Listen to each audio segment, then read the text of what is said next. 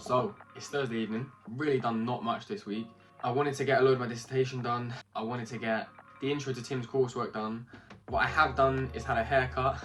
I've met Kirsty about my travel next year, and I've done my clinical evaluation, and I had some fun at placement because I went to see a match, and I had a mock interview, which is part of my assessment for my placement module, along with the clinical examination that I mentioned just now. So it was actually a pretty busy week, but I didn't get done what I wanted to do on the side. As I said, it's Thursday evening now, so I've still got my lecture tomorrow. Actually won't be going to the practical, which I'll get to in a sec. But if I just do a quick rundown from Monday, that day I had my interview, which went really well. I've had the feedback from it, it's all good feedback. Then on Tuesday, I had my clinical examination in clinic in the morning.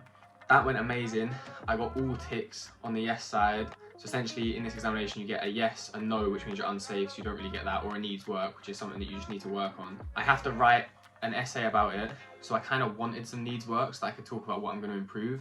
Didn't get any.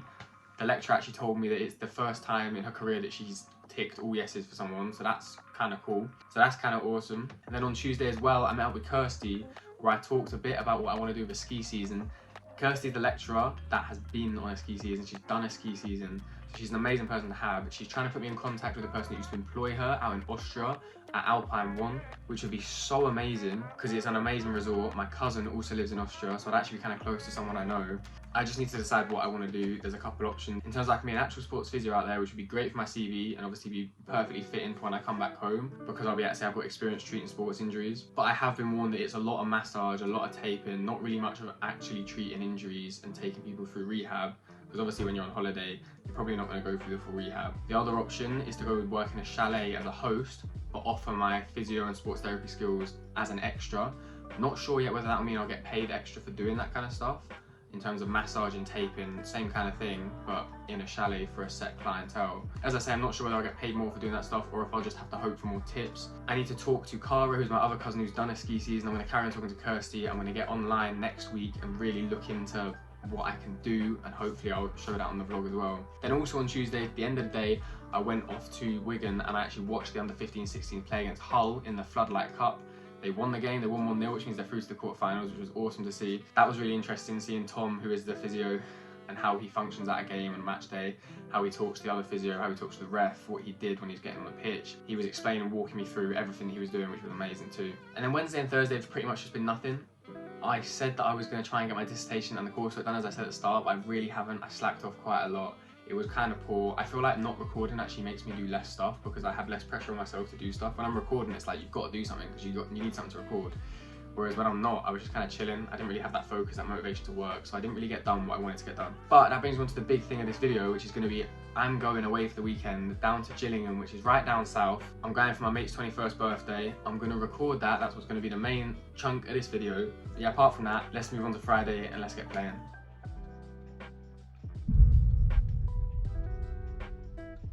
So I stuck my aftershave on,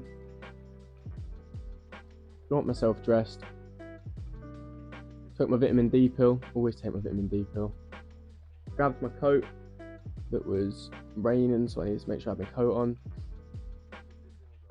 Then I got my bag ready, just my laptop and stuff ready for the lecture, and we headed out. I had my pot noodle because I had no other food in, brought past the clock tower onto the bus with my pot noodle. Then it was into the lecture at uni. I was just annoying Alex because, why not? Walked my way home, had everything packed up ready from last night.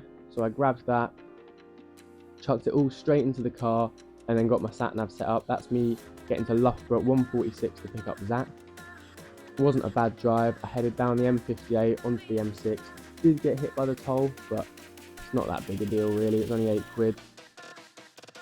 Then I pick up Zach from his apartment. We got a quick KFC, I got a bonus banquet, we got a zinger burger.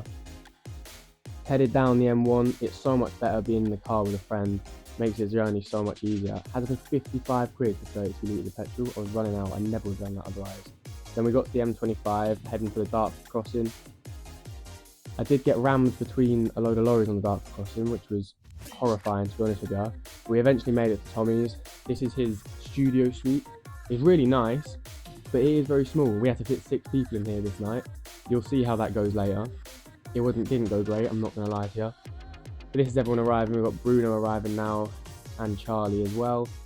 And then a little bit later on, Freddie turns up. We just had a quick pre-session after having a shower. His water pressure was so nice.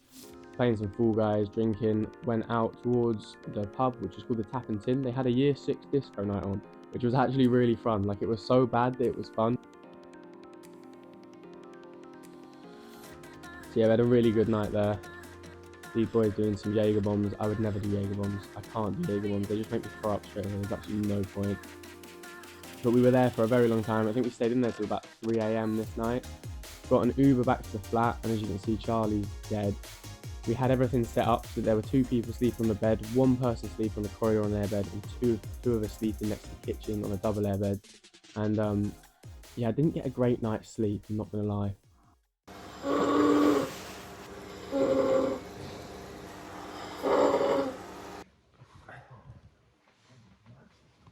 It's 7:30 AM.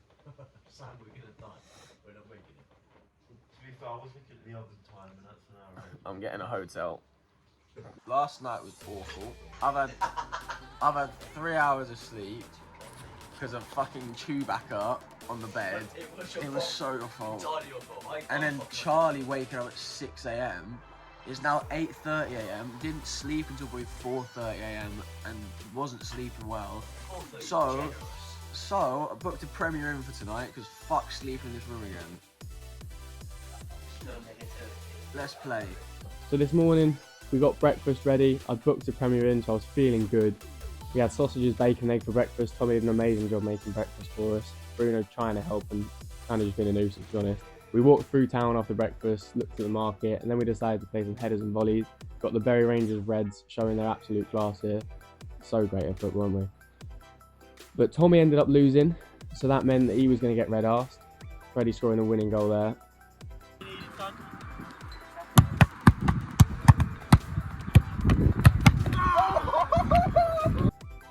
Everyone went back to the flat. Tommy crashed. All of us chilled watching the football. We did a quick clean. Freddie's going to show you his talents of dancing with a broom here. Air guitar time. But yeah, we cleaned the flat for Tommy because obviously we didn't want to leave it in a tip for him. And then as soon as we were done cleaning, we got Tommy dressed up in his outfit. So we went to a charity shop earlier in the day and bought him an outfit for the night. The aim was that it'd be something that he wouldn't look too stupid in, so that people would believe he was actually trying to dress like that. So he looks like a dick. But we think it is something that people believe. It went well over the night. There was a lot of weird looks at him, so yeah, that was a good laugh. And then I packed up my stuff into the car and headed off to the Premier Inn where I was going to be staying the night. I needed to check in. I got into the Premier Inn. I'm so glad I had this Premier Inn. I had probably one of the best night's sleeps I've had in years. Set everything up, got myself ready, changed, and went out to meet the lads in town. Took a quick walk to dinner, which is what we were doing. We went to an Indian for dinner. It was called the Shambat, I think. Really nice menu, really good menu. A lot of spicy stuff. I'm not great with spice. I got a lamb dish, which was really good. A load of lamb chops and some rice on the side. Everybody enjoyed their meal, I'm pretty sure. Zach got the spiciest thing ever, but he just seems to be absolutely fine with spice. It was insane. Yeah, everyone absolutely cleared their plates. It was such a nice meal. And then from there, obviously a uni night out, we had to head to Spoons. So we had a couple in Spoons before we went off to a beer keller. Now, the beer keller was very odd. It started off kind of horrific, I'm not gonna lie. They had some weird German band on that was just doing these weird noises. You can see here, Tommy's not very happy, obviously it's his birthday. But it ended up being an amazing night. We all got up on the tables, we were having a dance, having a laugh. As you can see here, it packed out towards the end of the night. I think I left at about half midnight. I did go early, I was really tired after yesterday. Headed back, it was tipping it down, so ran home to the Premier Inn and got a good night's sleep. Right, so it is 10:30 on the Sunday morning. Slept in the Premier Inn last night. It was great. Got a great night's sleep. Obviously, on Friday night, after we all went out and we stayed in the room and there was 6 of us in the room, we had Bruno snoring, Charlie waking up at 6 AM. I got a horrible night's sleep. I don't even think I got 3 hours. So I booked a hotel today because I know I've got a 7-hour drive and I didn't want to be that guy doing a 7-hour drive and absolutely no sleep over the last 48 hours. So obviously I've got to drive back up to Liverpool today. It's been a good weekend, but essentially now I'm awake. I've got the continental breakfast from the Premier Inn and I just need to get this down me, get some food down me, pack up, get out of here by 12, which is the checkout time, and get straight back up to Liverpool. I was ahead before I left, I did that on purpose. Now I'm kind of behind again, so I need to get my ass working and just get back on it. So let's get playing. So grabbed myself that contents for breakfast, had black pudding, scrambled eggs, normal eggs, sausages, bacon, hash browns, and some mushrooms. It was so nice, and I so needed it because I was so hungover.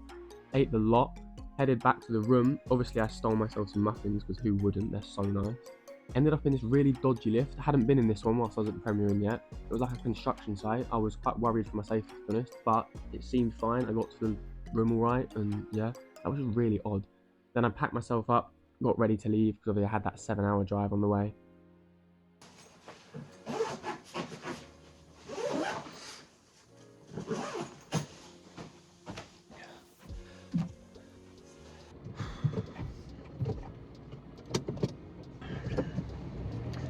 Just like that, back on the road for another 7-hour drive. I'm not going to record this one. This is all you're going to get. I've done enough recording the drives. I kind of want to just switch my brain off and drive back. I don't have to be thinking about recording the drive back. I've not got anyone else in the car with me as well, so it becomes a bit of a problem in that sense. I am going to leave it at that, and I'm ready to get back on the grind because we're in the last stint, literal last stint at uni. I've got my degree finishing pretty much the end of March. I'll have no stress on me, hopefully, as long as I get everything put in right. Let's go.